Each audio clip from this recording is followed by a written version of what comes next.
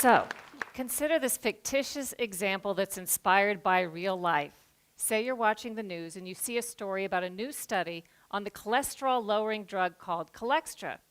The study says Cholextra is so effective that doctors should consider prescribing it to adults and even children who don't yet have high cholesterol. Is it too good to be true?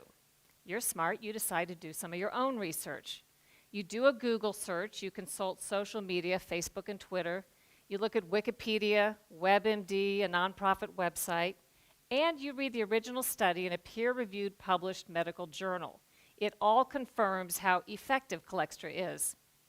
You do run across a few negative comments and a potential link to cancer, but you dismiss that because medical experts call the cancer link a myth and say that those who think there is a link there are quacks and cranks and nuts.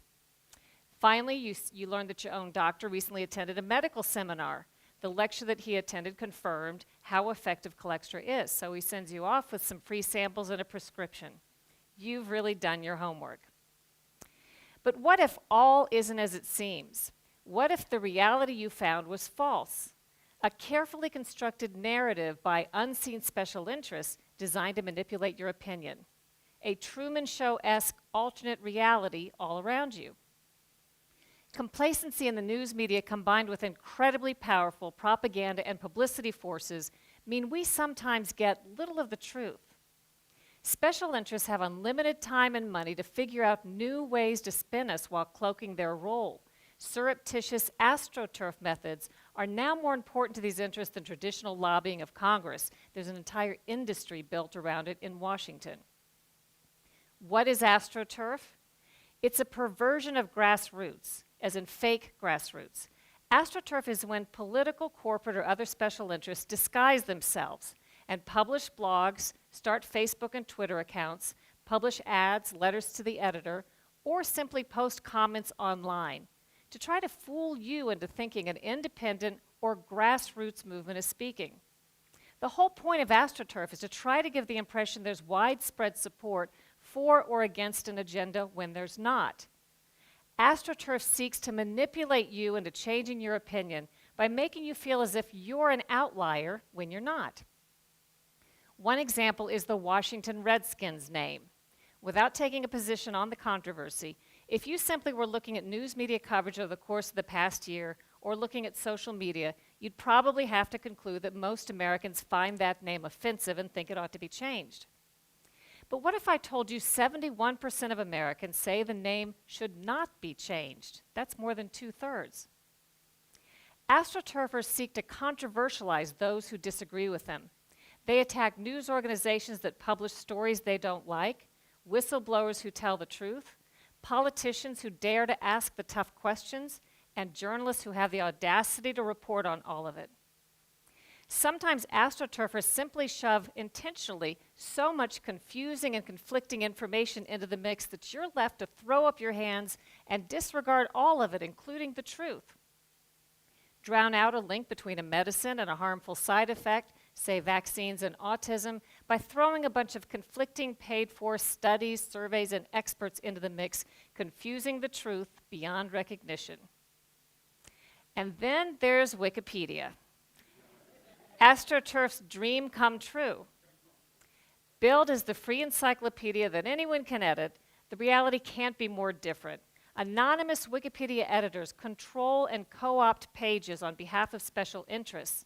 They forbid and reverse edits that go against their agenda. They skew and delete information in blatant violation of Wikipedia's own established policies with impunity, always superior to the poor schlubs who actually believe anyone can edit Wikipedia, only to discover they're barred from correcting even the simplest factual inaccuracies.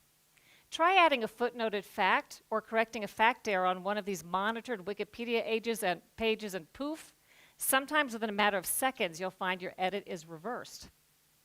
In 2012, famed author Philip Roth tried to correct a major fact error about the inspiration behind one of his book characters cited on a Wikipedia page. But no matter how hard he tried, Wikipedia's editors wouldn't allow it. They kept reverting the edits back to the false information. When Roth finally reached a person at Wikipedia, which was no easy task, and tried to find out what was going wrong, they told him he simply was not considered a credible source on himself.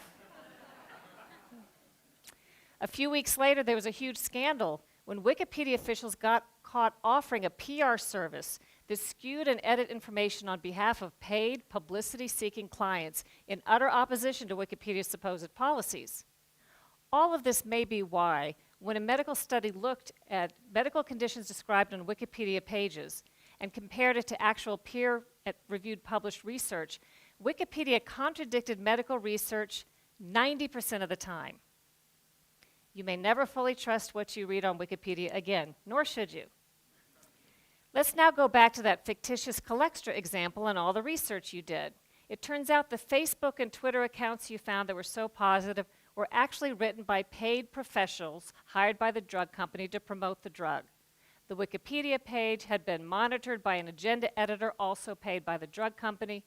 The drug company also arranged to optimize Google search engine results, so it was no accident that you stumbled across that positive nonprofit that had all those positive comments. The nonprofit was, of course, secretly founded and funded by the drug company. The drug company also financed that positive study and used its power of editorial control to omit any mention of cancer as a possible side effect. Once more, each and every doctor who publicly touted Colextra or called the cancer link a myth, or ridiculed critics as paranoid cranks and quacks, or served on a government advisory board that approved the drug, each of those doctors is actually a paid consultant for the drug company. As for your own doctor, the medical lecture he attended that had all those positive evaluations was, in fact, like many continuing medical education classes, sponsored by the drug company. And when the news reported on that positive study, it didn't mention any of that. I have tons of personal examples from real life. A couple of years ago, CBS News asked me to look into a story about a study coming out from the nonprofit National Sleep Foundation. Supposedly, this press release coming out said, the study concluded we're a nation with an epidemic of sleeplessness and we don't even know it, and we should all go ask our doctors about it. A couple of things struck me about that. First, I recognized the phrase, ask your doctor, as a catchphrase promoted by the pharmaceutical industry. They know that if they can get your foot through the door of the doctor's office to mention a malady, you're very likely to be prescribed the latest drug that's marketed. Second, I wondered how serious an epidemic of sleeplessness could really be if we don't even know that we have it. Right? It didn't take long for me to do a little research and discover that the National Sleep Foundation nonprofit and the study, which was actually a survey, not a study, were sponsored in part by a new drug that was about to be launched onto the market called Lunesta, a sleeping pill. I reported the study as CBS News asked, but of course I disclosed the sponsorship behind the nonprofit and the survey so that viewers could weigh the information accordingly. All the other news media reported the same survey directly off the press release as written without digging past the superficial. It later became an example written up in the Columbia Journalism Review, which quite accurately reported that only we at CBS News had bothered to do a little bit of research and disclose the conflict of interest behind this widely reported survey. So now you may be thinking, what can I do? I thought I'd done my research. What chance do I have separating fact from fiction, especially if seasoned journalists with years of experience can be so easily fooled? Well, I have a few strategies that I can tell you about to help you recognize signs of propaganda and AstroTurf. Once you start to know what to look for, you'll begin to recognize it everywhere. First, hallmarks of AstroTurf include use of inflammatory language such as crank, quack, nutty, lies, paranoid, pseudo, and conspiracy. AstroTurfers often claim to debunk myths that aren't myths at all. Use of the charged language tests well. People hear something's a myth, maybe they find it on Snopes, and they instantly declare themselves too smart to fall for it. But what if the whole notion of the myth is itself a myth, and you and Snopes fell for that? Beware when interests attack an issue by controversializing or attacking the people, personalities, and organizations surrounding it rather than addressing the facts. That could be AstroTurf. And most of all, AstroTurfers tend to reserve all of their public skepticism for those exposing wrongdoing rather than the wrongdoers. In other words, instead of questioning authority, they question those who question authority. You might start to see things a little more clearly. It's It's kind of like taking off your glasses and wiping them and putting them back on and realizing for the first time how foggy they'd been all along. I can't resolve these issues, but I hope that I've given you some information that will at least motivate you to take off your glasses and wipe them and become a wiser consumer of information in an increasingly artificial, paid-for reality. Thank you.